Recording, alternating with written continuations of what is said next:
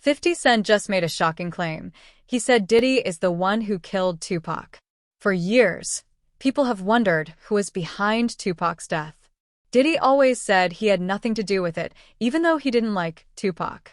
But now, that might not be true. We saw Suge in the back of the House of Blues. Tupac was alive at the time. Tupac was in a white drop-top Rolls Royce. Suge was in a red one. We rose up to Pac. Puff tried to speak to Pac. He like, yo, what up, Pac? Pac looked at him and turned his head. Didn't say nothing to him, got right back on his phone. Riz said, yo, F him, speak to Suge. Suge is the boss. Puff said something, she said, yo, what up, Suge? He said, what's up? He said, yo, you think we got any problems out here? Suge said, I don't know no problems that y'all have. You think we good out here?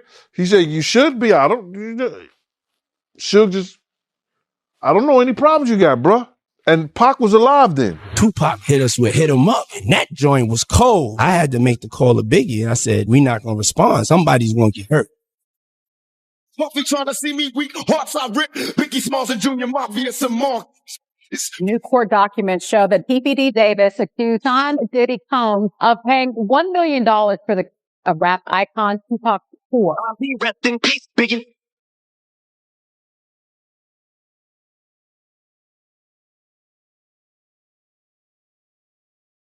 Because of all this, the government might now reopen Tupac's murder case. During a recent trial, 50 Cent's name came up when a woman named Capricorn Clark gave her testimony. She used to work for Diddy from 2004 to 2018, starting as his assistant and later helping run his clothing brand, Sean John. She told the court that Diddy used to threaten her and even said he once kidnapped her in 2011. But then, she shared a story involving 50 Cent that shocked everyone. The jury came back to some explosive testimony from Capricorn Clark, who is a former employee of Sean Combs. She worked for him on and off from 2004 through 2018, starting as one of his personal assistants and making her way up to head of marketing for Sean John. She said she was working for him, that some of Sean Combs' jewelry from the celebrity jeweler Jacob the Jeweler had gone missing. She said that one of Sean Combs' security guards, Uncle Paulie, picked her up from her home and brought her to a deserted building in New York City. She explained that Sean Combs' security guard, again, Uncle Paulie, would pick her up every day at her home, bring her to this deserted building, would leave. She was locked in, forced to take this lie detector test. She said that she was petrified, and he said that if she did not pass the lie detector test, that they were going to throw her into the East River. She also said that as a personal assistant, she was paid $65,000, and she said that she was sleeping 2 to 4 hours a night, that she was working around the clock, and that she spoke to HR. She said that the HR representative told Sean Combs in front of her, Capricorn Clark is due $80,000 for her overtime over the course of 3 months. She said that Sean Combs ripped up the paperwork from HR and that she was never paid. You guys may remember from last week that the rapper Kid Cudi testified that Sean Combs showed up to his home and wanted to talk to him because he was dating Cassie at the time. Kid Cudi also said that his car was blown up, which he believed to be from Sean Combs. Well, Capricorn Clark was there that day when Sean Combs allegedly broke into his home. Capricorn Clark said that Sean Combs showed up at her home with a gun, kidnapped her, forced her to go into the car with the gun on his lap, and they went to Kid Cudi's house and broke in. That is when Capricorn Clark called Cassie Ventura, who was with Kid Cudi, informed him that he was in his house.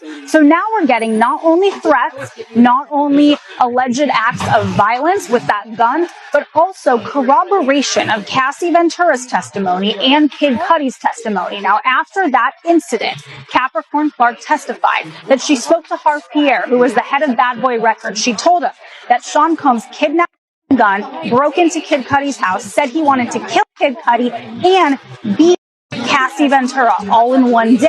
Then, a few months after, she was actually terminated from that job. Before working for Diddy, Clark worked at Death Row Records, the label run by Suge Knight, who was one of Diddy's biggest rivals. She even had a close friend who had a baby with Suge. When Diddy found out about her connection to Suge, he allegedly got angry.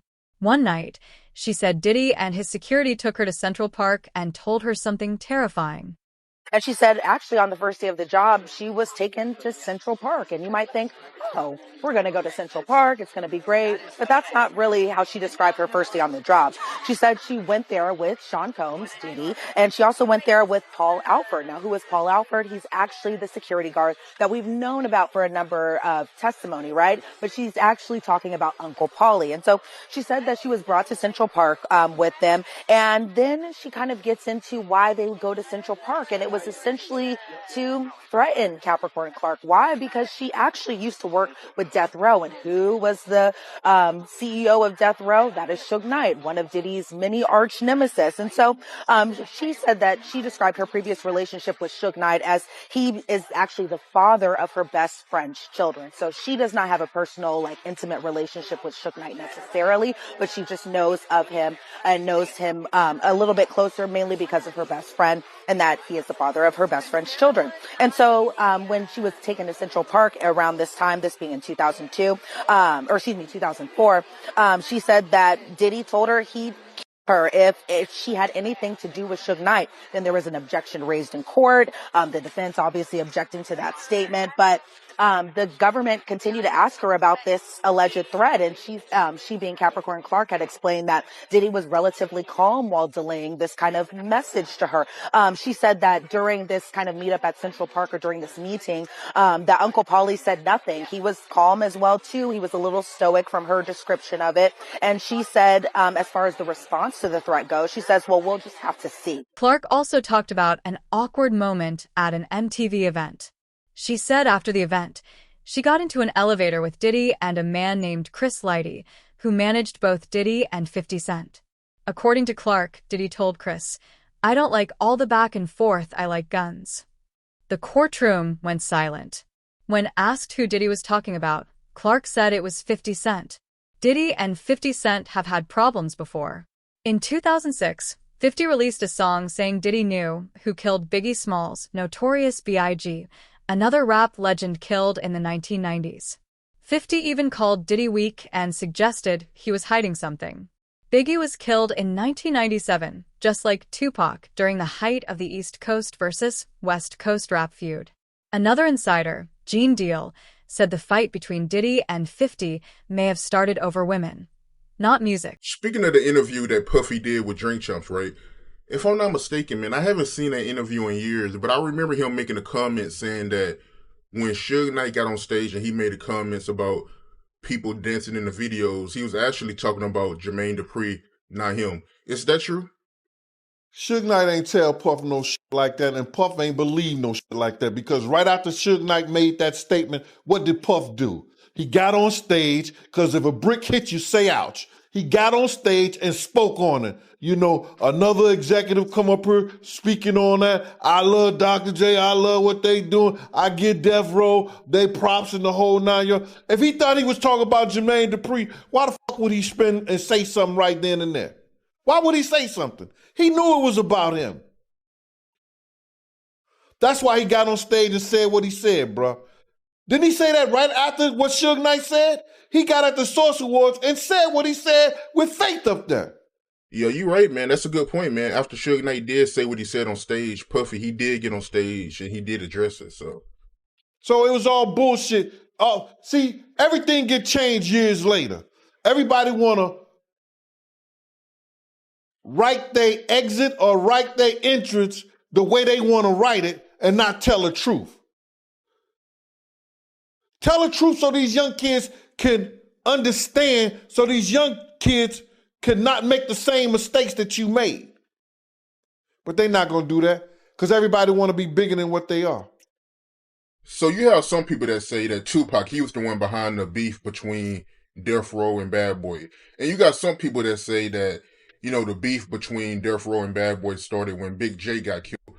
But from your point of view, when did the tension and beef start between Death Row and Bad Boy? All the tension started between Puff and Suge Knight. You understand? All the tension came from Puff and Suge Knight. Suge wanted Puff to have Big them do a show. Puff wanted to get paid for Big doing the show. But Suge did a whole lot of shit, free shit for for Puff at one time. Because when Puff used to come out to California, before he could afford security, before he could afford it, Suge used to look out for the cat. You understand what I'm saying? So now it became they bullshit. Then when Suge bought Misa out there, you understand? When Suge bought Misa out there and talk about what the East Coast won't take care of, the West Coast will, then Jake, Jake being by Jason, you understand? And they making that bull up like Bad Boy had something to do with it. All that was over. Even now, 50 Cent still makes fun of Diddy. Recently, a man named Keefe D was arrested for being involved in Tupac's murder. This has brought even more attention to what really happened and what Diddy may know. Last year, 50 Cent stirred the pot online, hinting Diddy was involved. He called him brother love and warned, time to lawyer up, it might get sticky. Diddy says he hasn't done anything wrong. In a 2018 interview, he even said there's no drama between him and 50 Cent. He joked that 50 actually loves him. But 50 Cent clearly doesn't feel the same way. Every time something bad happens to Diddy, 50 Cent makes fun of him on Instagram. For example, when the police raided Diddy's house, 50 was quick to joke about it online. Last year, 50 posted, "Now it's not." Then dropped the bomb. Did Diddy do it? It's Diddy done. He even plugged his clothing brand in the same post, Classic 50. But after hearing his name pop up in court this week, he went full troll mode, posting a fake serious photo of himself with the caption, "Wait a minute, Puffy's got a gun. I don't feel safe." Then he doubled down with another fake pic, this time looking scared, captioned, "Itty bitty Diddy wants me dead. I'm gonna lay low, maybe at the playoff game tonight." 50 Cent wasn't joking around. The night after the raid on Diddy's house, he showed up at a Knicks game wearing a shirt that said, "Free Diddy." Classic 50 Cent. He's been mocking Diddy for years, and now that Diddy's facing serious charges in court, 50 is going even harder. Speaking of, in particular, Netflix docuseries that you've been working on, Diddy Do It. Right. You've been saying for years that you feel you knew Diddy's character. Right. Yet you've said you weren't a part of that lifestyle. You weren't going to the parties. So what makes you so absolutely sure that these kinds of allegations that we've seen against him are true? Well, I'm surprised by the allegations, as surprised as everyone else is. Like, I didn't make the allegations. I didn't tell people to say these things. It comes out, I see it in the news like everyone else. But I did feel uncomfortable with the way you would present the idea of going to these projects. To come party with me. Yeah. And then that swayed me away from it. Just that alone. So you didn't realize as much stuff was coming. Like, when I seen today, it was allegations of 3 men that said he drugged them. And it's a long time, to be honest with you. Like, when people don't remember being violated for 20 years, it makes me feel a little hard. What are your thoughts on the allegations against Jay-Z? That was interesting. When I was saying things, not knowing exactly what I was saying, but I was going, where's Jay at? He's mad quiet. Like while the Puffy thing was going on. But it's obvious now that his team was being made aware that he was in those allegations also. Trial is expected to last at least another month, and things are looking really bad for Diddy. A woman going by the name Jane recently testified. She talked about a violent fight she had with Diddy after a video came out showing him allegedly attacking his ex-girlfriend Cassie. At Combs' Miami home in May 2024, when the Cassie video first aired on CNN. And she said Combs even showed her a draft of the statement that he was going to post to Instagram apologizing for it. And the jury heard her say that she didn't think he was being genuine. When she later heard and saw that Instagram post, the defense objected. The judge instructed the jury to disregard that testimony. The other interesting thing, Eva, that Jane said on the witness stand is that Sean Combs is still not only just paying her rent, but also paying her legal bills. And his defense attorneys were the ones to whom she first disclosed that Sean Combs got violent with her in June 2024. Okay, Cassie Ventura Combs' ex was not in court today, but her civil suit against Diddy came up today. Why was that? Jane said she nearly fainted, and she said, in fact, maybe I did faint because it was like reading her own story, as she put it, her own sexual trauma. And she said she confronted Sean Combs about it, and he told her that that was the only time in his relationship with Cassie Ventura when there had been violence. Jane said that about a month after the video was released, she and Diddy got into a fight at her house in LA, a house he paid for. She said they were drinking and started arguing because she accused him of cheating during a family trip. Then, when Diddy bent down to tie his shoe, she slammed his head into a marble counter. Prosecution, because when you combine it with that she's on the stand, and remember, I'm in a main courtroom where she's testifying, she is talking so softly. She refuses to look up even at the person that is asking her the questions, and she is crying like every 5 minutes. So when you combine him talking so aggressively to her in these voicemails, like to us, it'd be like, no, you ain't talking to me like that. But to a person that the jury is seeing, it's like, oh, wow. Yeah, but they also heard that she started physical fights, smashed his head into a marble counter, punched him, threw wax and hot oil at him. But they heard that as well, so she's capable of that as well. And here's a guy saying, you saw me on social media with another woman. Let's not get crazy about this. I'm single. I can do what I want, but I'm telling you the truth. Again, that doesn't sound criminal. I think that rings truer in people's ear as something they've heard before of a trifling name. But also, they're not looking at that testimony singularly. They're looking at the entire case. They're looking at the Cassie video. So they're listening to everything. The most shocking part of the trial?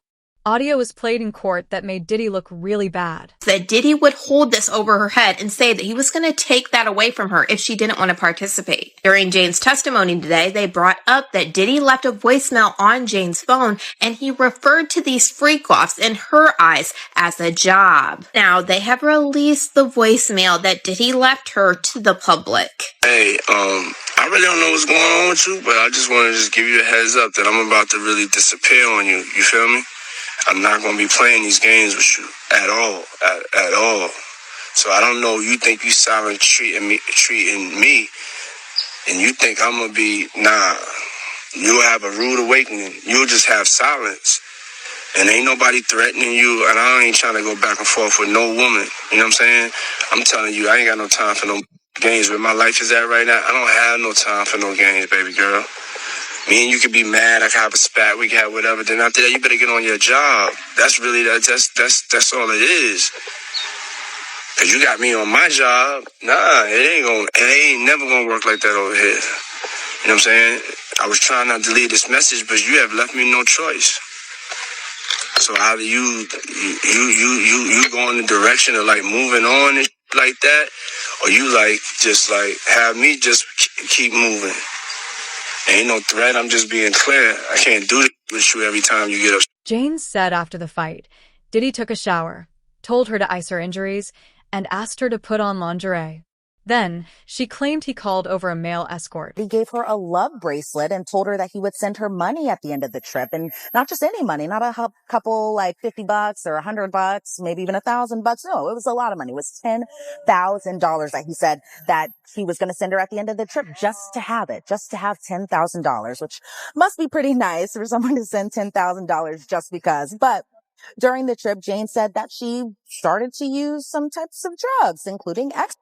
She said she had taken it before, but that Diddy was the one who suggested it at various points during the trip, like 10 times, as she said, and said that he had opened his hand, a pill was there, and said, take this, it'll be more fun. And then she said her body began convulsing during this trip. She fell to the sand, and that Christina Coram and the butler had to put her in a lukewarm shower. And then she said every other day that while on this trip that they would take this ecstasy pill, I should say.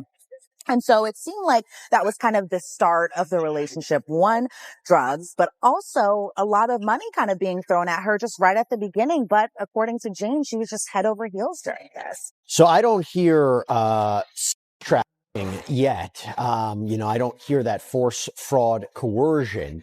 However, starts talking about, giving drugs when having sex, other people, his associates taking care of her. You're starting to see the flavors of then maybe things of value being given in exchange for sex acts. Why do I say that? Because then she talks about a change. She talks about a change in their sex life, right? Yeah, she did. And she really started getting pretty emotional at this point, where you could hear her voice kind of shaking, as well as she started crying while she was on the witness stand. And this change in their relationship happened in May of 2021. And that was when Diddy started talking about fantasies at this point.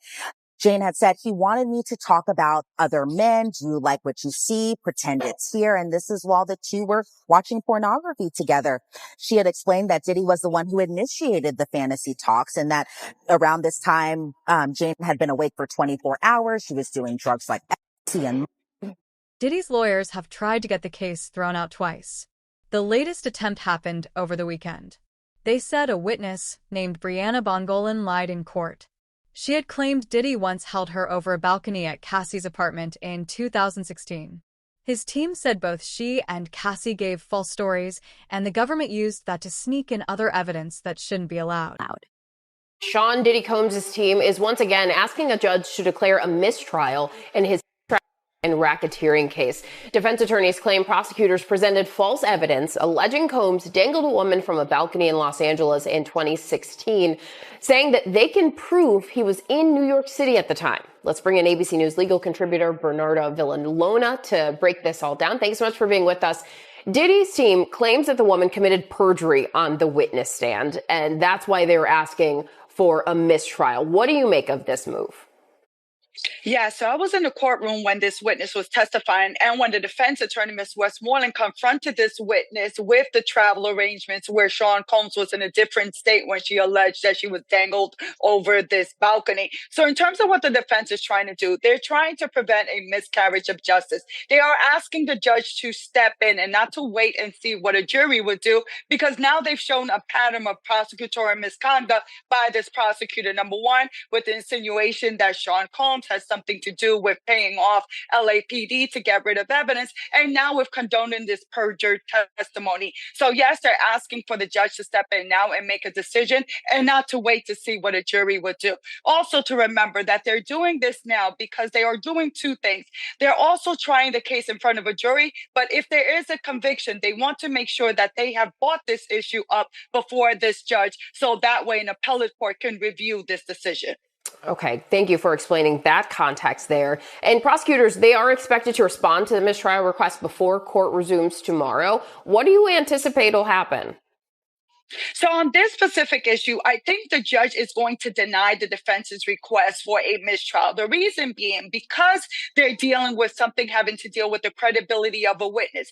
The jury is the finder of fact. They are the ones that determine the credibility of witnesses. So that being the case, the judge is going to say that it's up to the jury to determine the witness's credibility, that being of Cassie Ventura, and also of this witness that supposedly gave perjured testimony. So they're going to leave it. The judge is going to let the jury to decide and going to deny the defense's request. Last month, Diddy's team also asked for a mistrial when they found out some fingerprint evidence had been destroyed after a car bombing at Kid Cudi's house. The judge said no. On top of that, Diddy's been warned he could be kicked out of the courtroom for trying to influence the judge and jury. Some breaking news. This is involving the Sean Combs trial. Senior national correspondent Laura Ingle is standing by with legal analyst Misty Maris. And Laura, you are learning Combs could potentially be removed from his trial and not allowed in the courtroom. What can you tell us? That's right, Nicole. This has just happened in the last few minutes, and this would be a huge development if he is removed for the rest of the trial. And what has happened here, as we are going through the cross-examination of one of Cassie Ventura's friends, who we've been telling you about, Brianna, who has been on the stand, Sean Combs has been, according to the judge, vigorously nodding during some of this cross, engaging with jurors, or at least appearing that he's trying to, looking at jurors. That is not allowed. And as you mentioned, legal analyst Misty Maris is here. I'm just going to scoot her in. This is breaking news, so we're just bringing her right in because we're here at the courthouse together. You just came over to tell me what the judge said. Explain to us what this means. Yeah, so this was huge because what the judge admonished the defense team, saying that Combs had been engaging with the jury, meaning that he's making direct eye contact with the jury and having a reaction, nodding his head.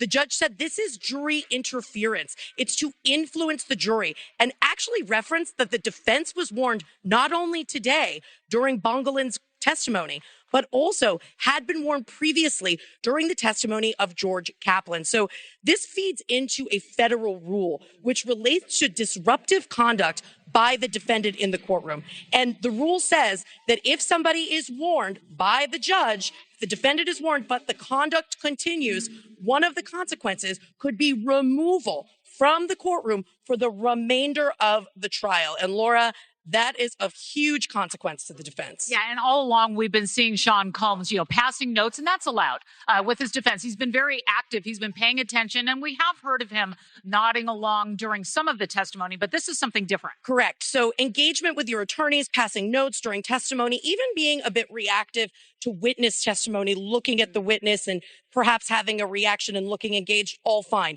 It's when it comes down to engagement with jurors and something that could tend to influence them in some way. And what the court looks at is their influence or intimidation. Is that what the defendant is doing? And could it have that impact? So here the judge was taking a very strong stance. And keep in mind, from the defense perspective, that would be the most severe consequence, removal from the courtroom, because every defendant has the right to face their accusers. Gene Deal believes there is more at play here than meets the eye, and that Diddy could be planning something sinister in the courtroom. His mind is gone, bruh. You know what I'm saying? I've seen him say stuff to the judge. I want to go to break now. And the judge said, okay, we'll break. And I'm looking like, damn. So this time, but the judge, he took that upon himself, but he didn't take it lightly when he went at the jury. Diddy looked at the jury in a way and just started nodding his head, like when a certain person was giving their testimony. So when he was doing that, the judge immediately stopped because it seemed like he was trying to either antagonize or he was trying to throw some kind of sign or say something to the jury that the judge wasn't even going for, bruh. The judge stopped them right there. And he he addressed to their lawyers, the next time Diddy make any kind of eye contact with the jury and nod his head, yes, no, maybe, or anything, he'll be hearing about the trial from his jail cell because he will not be allowed back in court. The judge said next time. So he probably let Diddy get away with it to see how far he was going to do it. But then he said, nah, we're not having this. Because you got to realize the jury is not sequestered. They go home every day. And he's known for tampering with witnesses. If you go through the trial right today, you see how he was trying to tamper with some of the people by having security, D-Rock, and other people talk to them. They are saying that in their testimony. So the judge is very aware of the fact by hearing the testimony of some of the witnesses that he was trying to tamper with the investigation. So now they also know the history with his other cases that were state. And I was there and I know for a fact they was about to pay off a girl that was on the witness stand on that Shine thing. So my whole thing about it is that they are aware that he's capable of trying to get to people in the witness, whether it's a witness or whether it's a juror. What do you think? Can Diddy survive all these shocking accusations and courtroom moments? Let us know your thoughts in the comments below.